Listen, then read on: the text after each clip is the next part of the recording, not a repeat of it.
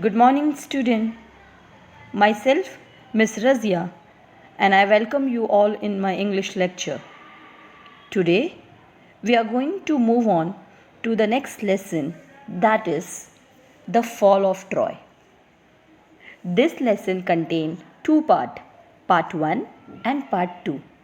So today, we are going to learn part 1 of this lesson, the fall of Troy. Troy is the name of a city.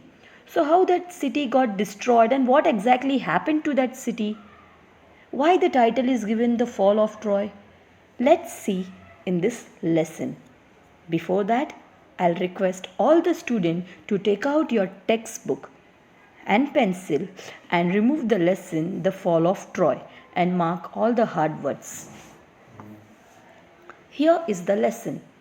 I said you this lesson consists of two parts, part 1 and part 2. Part 1 we are going to learn in this video. Here is the paragraphs flashed on your screen. I'll read for you. Epics are long poem that relates the deed of a great national hero or a great national war. So here the word epics. Children, epics means a long story, a big story which is been said. So epics means long story. And this epics is related what? Which type of story? The story of a great national heroes or a great national war. So this epic contain a story of a great hero or a great war. Epic means story. Epic means story of a great heroes or a great war of a previous the historical heroes and their wars. They often tells of nation's early history. So early history, history means the past things. The past, what is happened in the past, that we called as history. So the past heroes are there, the past leaders are there. So about them, if you want to know, that story is known as epics. They may be composed and sung or recite for many years before they are actually written down. So these epics are what happened. They are composed, they are sung. Sung means said, sing, told, or said by from one person to another, from one generation to another generation. It is not directly written. These epics, these stories are not directly written on the books. What happened? How it has been happening? It is said from mouth, from stories, from one ear to another person, from one person to another, from this year it been passed on to the next era, from next era it is passed on to the next era by singing, by saying, by in the poetry forms, not in the written forms. So they are not directly written, they are said, they are sung from one generation to another orally. The two famous Sanskrit epics are the Ramayana and the Mahabharata. If in India, if I said you which are the epics, which are the long story which tells you about the history of Indian culture, you will directly says Ramayana and Mahabharata, which each and every child might be knowing this because it is a great epic. It tells you about the great personality, the great stories of what happened early in India, what it tells about the history of India. So if I'll ask you what is the history of India, which are the two epics which tells you the history of India, you will tell me Ramayana and Mahabharata. Okay, so in the Ramayana, Ram and Sitas are there, how the Ravan comes and so this was a story. It is a great epics. Mahabharata, the Yudhishthir, Arjun, Draupadi, how it been clash going on. So these two are the greatest epics of India. The same way, and the two greatest epics of European literature. If we will talk about Europe, so in the European literature, it is written in ancient Greek are the Iliad and the Odyssey. So, which are the two great epics of the European people, the European culture? If we talk about India, it's Ramayana and Mahabharata. But if we talk about Europe, the two Greek stories or the ancient Greek stories are what? Iliad and Odyssey. What are the two Greek epics are there? Iliad and Odyssey. Just and in Indian literature, we go back to the stories of Ramayana and Mahabharata. So in the literatures of Western culture, they go back to the Iliad and the Odyssey. So if we want to know the Indian culture, what was the culture, what was the tradition of India, we'll see the story of Ramayana and Mahabharata. So the same way, if the European people, if they want to know the story of their history, they will go through which story? Iliad and Odyssey. Exactly. Which story the European will go to see? Iliad and Odyssey. Just as the children all over India know the name of Ram and Sita.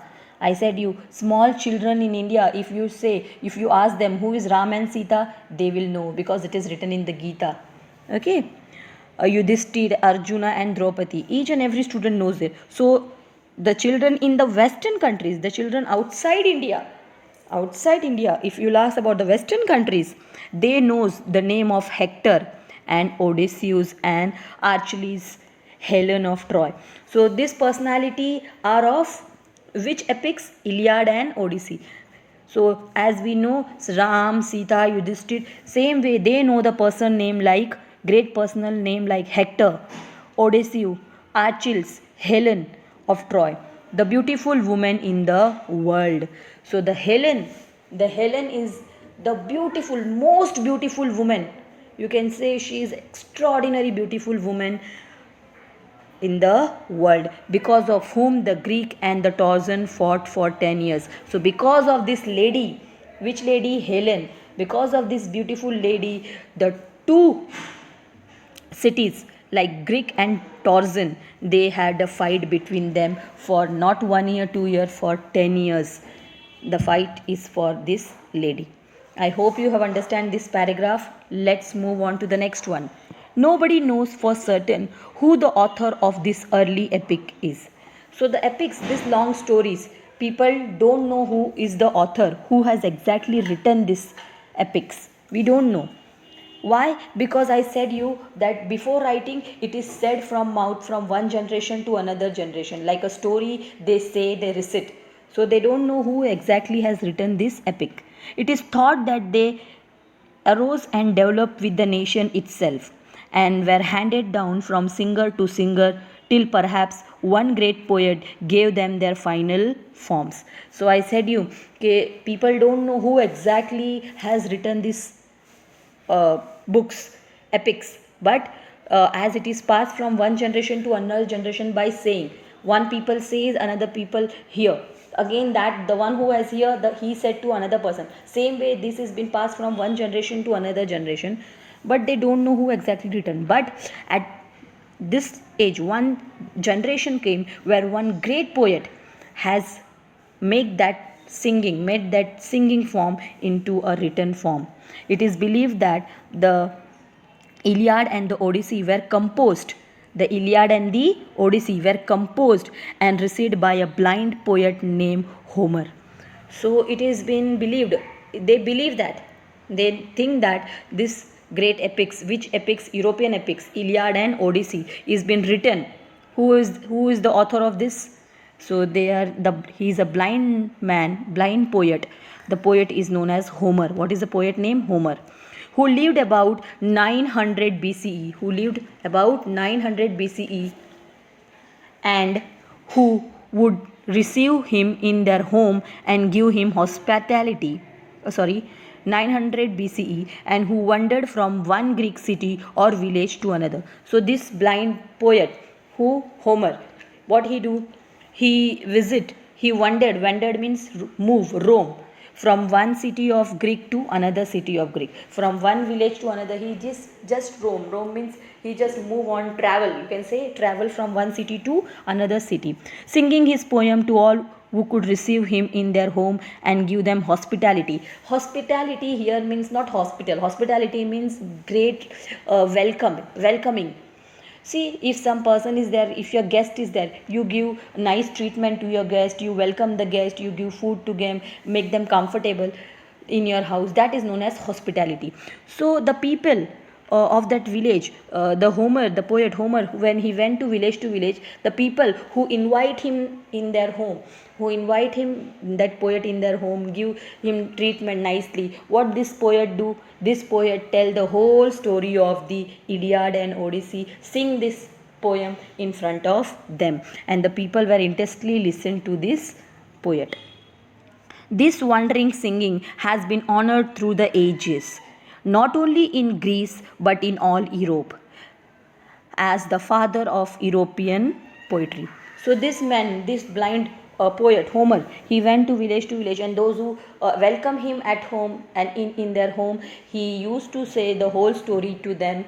In this way he became very famous, not only in Greeks but in the whole Europe. This poet became very famous, and people now treated him a name as a father of European poet. What the people used to call him? The father of European poet. The Iliad is the story of the Ilium or Troy. So this Iliad is a story. Iliad is a story of Iliad or Troy. I said you, Troy is the name of a city.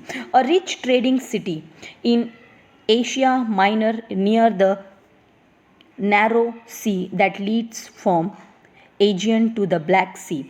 So this Troy, this Iliad is a story which is based on Troy city. This Troy city is situated in Asia. Where it is? It is in Asia, near the sea, where the sea is been flowing. A vast sea is there. A narrow sea means a sea is there, and next to that sea only this great city is situated. It was well situated both from commerce and agriculture. You know, in the previous history, the people used to stay near the river side or seaside. Why? Because it is a place where you can get water easily. Communication means business, commerce means business. So in the near the seaside, the business are going on, travelings are going on from ship from one country to another country. Plus the water is good for agriculture purpose. You get easily water for agriculture purpose. So people used to stay near the sea or riverside. In front of the city was a sea over which sailed the ship of Troy, carrying goods and grain. So this Troy city is near what? Sea. And what the people of this city do? They are having a big ships. In that ship they export grains and others type of things from one city to another. In this way they earn more income. At the back rose the high peak of mountain Ida, from which flowed many rivers and streams. The valley among the hills were well watered and fertile, with corn growing in fertile field, and cattle feeding on the rich grass of the meadow, while sheep feed on the slope of the hills. So beside this city there was a big hill, big mountain is there, from where a stream you can call as river, jharna, which flows and which join this sea. So because of that river, the hillside, whatever the land is there, that is totally fertile land. Fertile land here you can say is as the land in which a nice agriculture crops grows easily, very quickly crops grows. And which type of crop grows over there? Corn. A very fertile land, corn grows over there. First cattle and sheep are been there on that hill.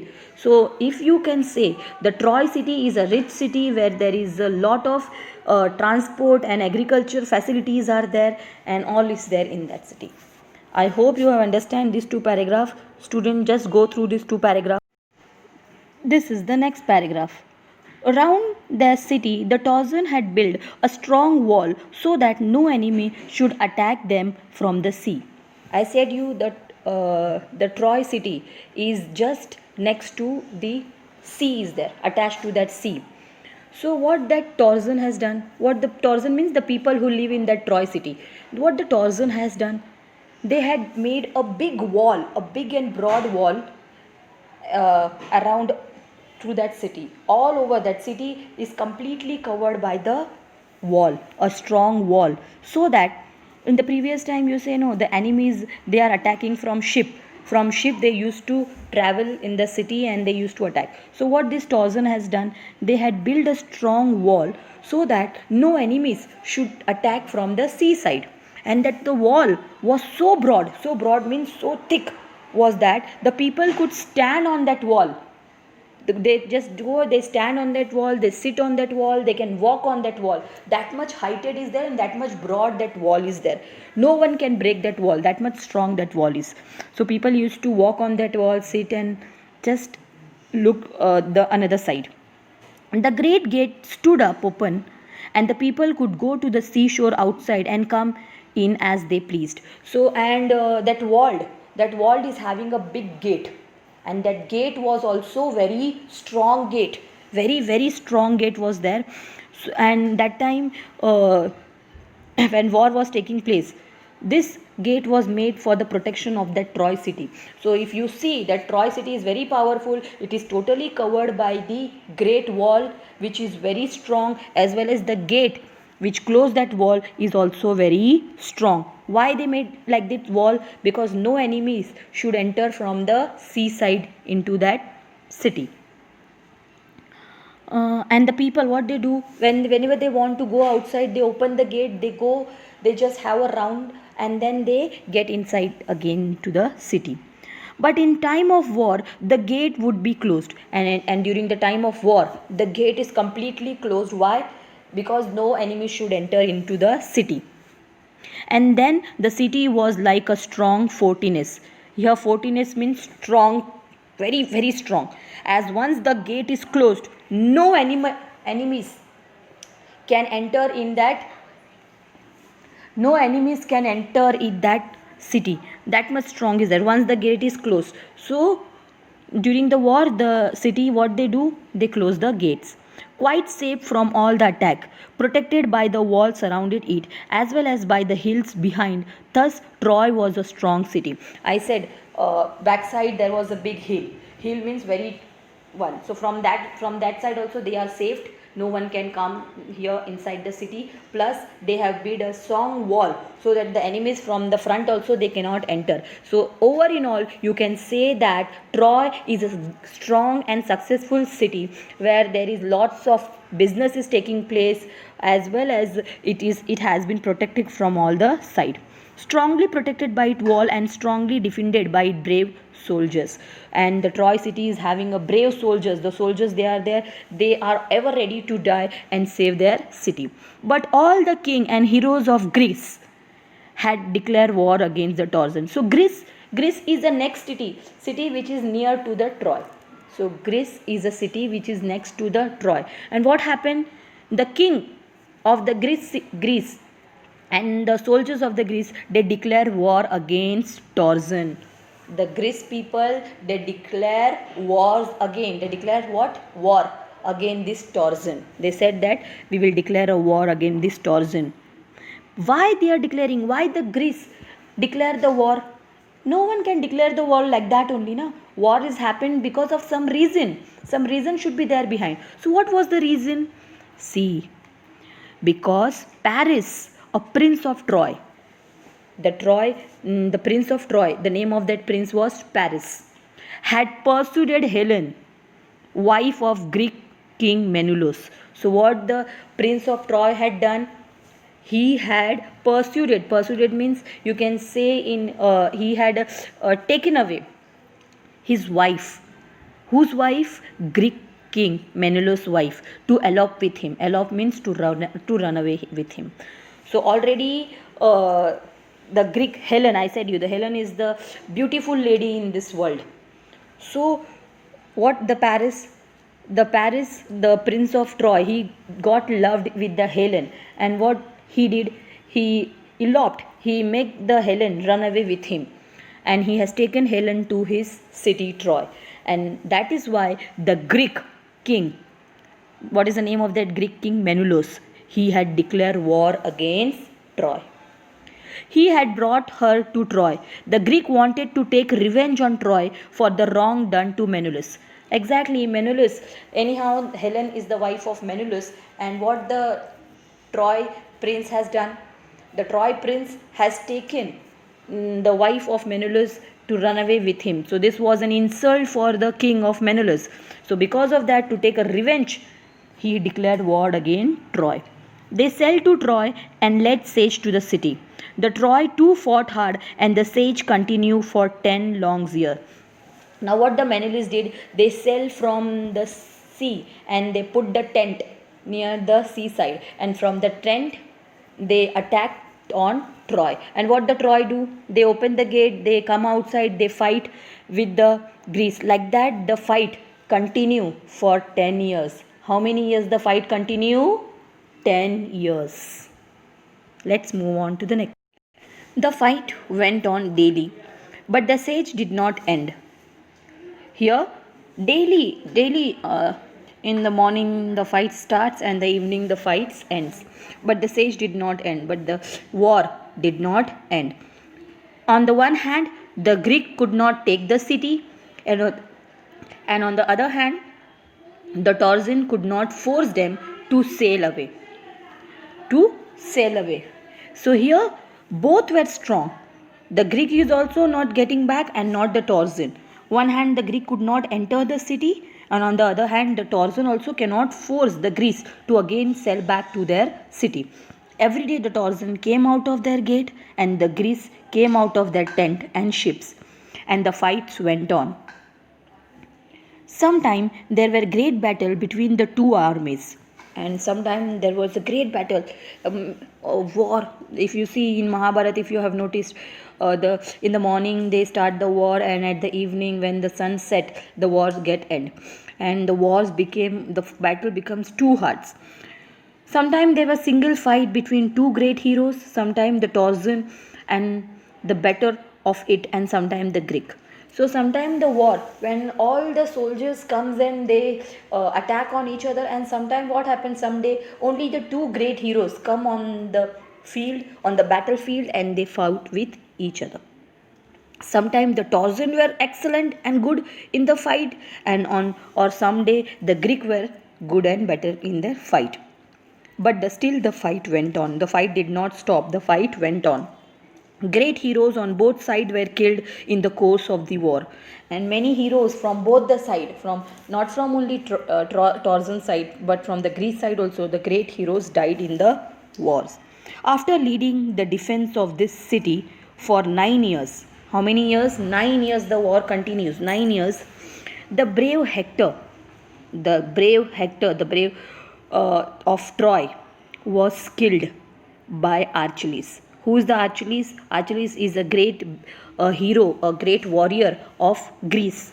So what the great warriors of Greece, Achilles, he killed what? Hector, the brave soldiers of Troy, from whom no one could resist. No one could stop Achilles from killing Hector, because two great heroes came on the battlefield. They fought bravely. The war continues, and at the end, Hector lost his life by Achilles, and Achilles also completely bleeding. He was completely bleeding. He was being wounded completely from whole the body.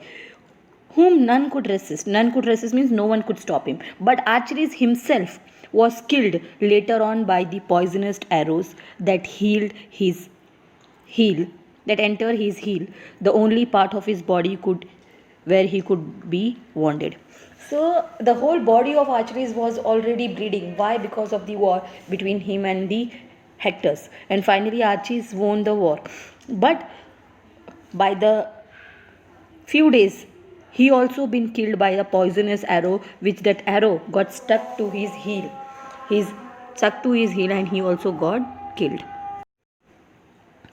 So Achilles also killed by the poisonous arrow which got entered into his heel, and he also died. Still later, Paris himself was killed also by a poison arrow. So who's the Paris? Paris was the prince of Troy. He is also killed by the arrow. He is also killed by the poison arrow.